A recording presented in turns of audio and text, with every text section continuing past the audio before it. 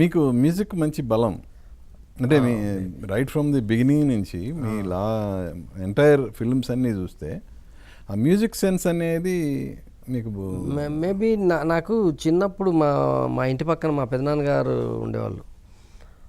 వాళ్ళకు రేడియో ఉండేది, ట్రాన్సిస్టర్. ఆయన కంపల్సరీ వివిధ భారతి ఇలాంటి పాటలు కంపల్సరీ వినేవాడు ఆయన. నేను పాటలు వినడానికి వాళ్ళ ఇంటికి వెళ్ళేవాడిని. మా ఇంటికి వాళ్ళ ఇంటికి పక్కనే అనుకునే వెళ్ళి పాటలు వాళ్ళు పెట్టంగానే రేడియో పెట్టంగానే వివిధ భారతి అనగానే పరిగెత్తి వినేవాడిని. మేబీ అప్పుడు సినిమాలకు వెళ్తాం అదని మనకేం తెలియదు కదా చిన్నప్పుడు, ఊరికి పాటలు ఇష్టంతో వినేవాడిని అలాగా. ఆ తర్వాత ఇది చూసి మా నాన్న మరి ఆయన ఏమనుకున్నారో కానీ ఒక టేప్ రికార్డర్ కొనుక్కొచ్చేసాడు నాకు. కొనుక్కొచ్చి టేప్ రికార్డర్ నేషనల్ కంపెనీ, అది చాలా పెద్ద కంపెనీ, దుబాయ్ నుంచి తెప్పించాడు. తెప్పిస్తే అప్పట్లో అది 7,000. అసలు చాలామంది ఏంటి ఇంత రేటు పెట్టి టేప్ రికార్డర్ కొంటావు నువ్వు అని మా నాన్న డబ్బులు పెట్టారు. ఆయన తెచ్చి పెడితే అందులో క్యాసెట్లు, పాటలు, అప్పుడు అన్నీ హిందీ, వాడు టేప్ రికార్డర్తో పాటు దుబాయ్ నుంచి హిందీ క్యాసెట్లు ఇచ్చాడనమాట. ఆ పాటలు, తెలుగు పాటలు, ఇంకా అన్నీ పాత సినిమా పాటలు అన్నీ కొనుక్కొని వినేసేవాడిని. చాలా అంటే సినిమాకి వస్తున్నాను కాదు, వింటూనే ఉండేవాడిని. అలా ఇష్టం పాటలు అంటే. అలా మేబీ ఎప్పుడైతే ఒక ఆడియన్ లాగా మనం వింటాం ఆ పాట, ఇక్కడికి వచ్చిన తర్వాత అందుకే నేను ట్యూన్ పైన పాటలు చేసినా చాలా తక్కువ. నేనేంటంటే ఎంతకాడికి ఇప్పుడు మా లిరిక్ పైన నేను హిట్ చూసిన వాడిని, లిరికల్గా నేను పాడుకొని ఎంజాయ్ చేసిన ఆడియన్ కదా. ఇప్పుడు అందుకే నేను ఇండస్ట్రీకి వచ్చిన తర్వాత లిరిక్ లేకపోతే నాకు తెలిసేది కదా పాట మజా.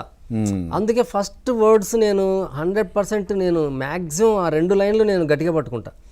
దేవుడు వరం ఇస్తే నేను కోరుకుంటాను, నువ్వు ఆడికి వెళ్తే ఆడికొస్తా సువర్ణ, ప్రేమంతా పనిచేసే నారాయణ. మొన్న సందీప్ కిషన్ సినిమాలో ఫస్ట్ సాంగ్ ఉంటుంది, పుట్టినే ప్రేమ పడగొట్టనే ప్రేమ. అంటే ఆ 2 లైన్లు వదలను, ఎందుకంటే నేను పాడుకుంటే ఓహో ఇది హిట్ అవుద్ది అన్న నమ్మకం నాకు వస్తుంది అనమాట. అందువల్ల ఇప్పుడు నరేష్ సినిమాలో కూడా కంది చేనుకు వచ్చిన చాలా పాటలు నేను పాటలుగా తీసుకున్న పాటలు ఉంటాయి, అవన్నీ కూడా హిట్లే.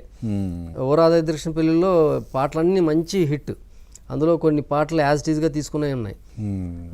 అలాగా తైదల బాబు దగ్గర నుంచి చాలామంది రైటర్స్ దగ్గర నుంచి తెలంగాణ కుర్రోళ్ళు చాలామంది ఫుల్ సాంగ్స్ తీసుకొస్తారు, అలాగ తీసుకునే ఉన్నాయి. లేదా నేను ఫస్ట్ 2 లైన్లు ఇచ్చిన పాటలు ఉన్నాయి. సో వరుసన రోహిత్తో 2 సినిమాలు, 4 చేశాను. మొత్తం 4 చేశారు కంటిన్యూగా. అదే ఇదామపురం లాగా గర్ల్ ఫ్రెండ్, తర్వాత మళ్ళీ గుడ్ బాయ్,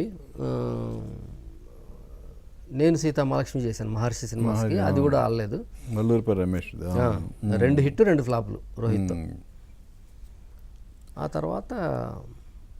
తర్వాత సీమశాస్త్రి. నాకు నరేష్తో చేయాలని నేనే ఇష్టపడ్డాను నరేష్తో చేయాలని. నాకు అది అల్లరి సినిమా చూసిన తర్వాత నాకు చాలా నచ్చాడు నరేష్ మనకి బాగా కాంబినేషన్ సెట్ అవుతాడు, ఎందుకంటే 16s కైండ్ ఆఫ్ ఒక అల్లరి ఆ సినిమాలో ఉంటుంది, తను బాగా చేశాడు. అందుకు చాలా ఇష్టపడి చేశాను నరేష్తో. కానీ నేను అనుకున్న సినిమా కాకుండా వేరే ఒక pleasant entertainment, family oriented entertainment, వేరే జానర్కి వెళ్ళి చేశా. ఫ్యాక్షనిజం, పంతుళ్ళు, గొడవలు, వేరే అసలు అది నా కెరీర్లో నా లైఫ్ని టర్న్ చేసిన సినిమా. నేను ఇంతకాలం ట్రావెల్ అవ్వడానికి శివశాస్త్రి ఇచ్చిన ఫౌండేషన్, ఆ తర్వాత దేనికైనా రెడీ ఇచ్చిన సస్టైనింగ్ అన్నీ అలాగా కుదిరే శివశాస్త్రితో కుదిరే. అంటే ఒక శివశాస్త్రి వల్లే ఇవన్నీ కుదిరాయి. కానీ మీరు వరుసన రోహిత్కి 2 హిట్స్ ఇచ్చారు, బట్ అతను ఎందుకు హీరోగా సస్టైన్ అవ్వలేకపోయాడు? ప్లాన్ చేసుకోలేకపోయాడు. ప్లానింగ్ అన్నది మోర్ ఇంపార్టెంట్ సినిమా ఫీల్డ్లో. తర్వాత మనిషికి టచ్లో ఉండడం, ఇండస్ట్రీకి మనిషి కంటే ఇండస్ట్రీలో ప్రతి వాళ్ళకి రోహిత్ తెలియనోడు ఆల్మోస్ట్ ఆ రోజుల్లో ఒక రేంజ్ నిర్మాతల దగ్గర నుంచి ఒక రేంజ్ డైరెక్టర్స్ దాకా కూడా అతను తెలిసాడు ఎవడి రోహిత్ అన్న. ఎందుకంటే ఆడియోలు చాలా మంచి హిట్లు పడ్డాయి. జానకివేడి శ్రీరామన్ సీను సినిమా కూడా బాగా ఆడింది, అందులో కూడా ఆడియో హిట్. అతను దాన్ని ఆ ట్రావెలింగ్ పిఆర్ మెయింటైన్ చేస్తుంటే, ప్రతి ఒక్కరికి టచ్లో ఉండి కంటిన్యూస్గా హీరోగా ఏదో ఒక సినిమా చేస్తూ వెళ్ళి ఉంటే ఈ రోజు కూడా తను హీరోగా ఏదో రకంగా ఉండేవాడు అనుకుంటున్నా. బట్ ఇప్పుడు కూడా తను వస్తే ఒక మంచి క్యారెక్టర్ అట్లాంటివి చాలా వస్తున్నాయి ఇప్పుడు సినిమాలు, మంచి క్యారెక్టర్స్. రీసెంట్గా కూడా చేశాడు భూమిక హస్బెండ్గా దీంట్లో యుఫోరియాలో. యూఫోరియాలో చేశాడు. బట్ అదే తను ప్లానింగ్ చేసుకుని ఉంటే ఇంకా బాగుండేది. సో నరేష్తో మళ్ళీ ఇక కంటిన్యూ. నరేష్తో మళ్ళీ 3 సినిమాలు చేశా. శివశాస్త్రి, సీమటపాకాయ్, ఇంట్లో దయ్యం, నాకేం భయం. బట్ అది బాగా డిసప్పాయింట్ చేసింది. బాగా డిసప్పాయింట్ చేసింది. బట్ నమ్మే చేసాం. సెకండ్ హాఫ్ చేసేటప్పుడే నాకు కొంచెం భయం వేసింది. సెకండ్ హాఫ్ ప్రాబ్లం వస్తుందేమో సినిమా అని భయపడ్డాను. అదే జరిగింది. ఫస్ట్ హాఫ్ ప్రాబ్లం లేదు సినిమాలో, సెకండ్ హాఫ్ తేడా కొట్టింది. కన్విన్స్ చేయలేకపోయాం. దయ్యం, ఆత్మ, దాన్ని భయం ఇంటర్వెల్కి స్టార్ట్ చేసాం, అది సస్టైన్ చేయలేకపోయాం సినిమాలో.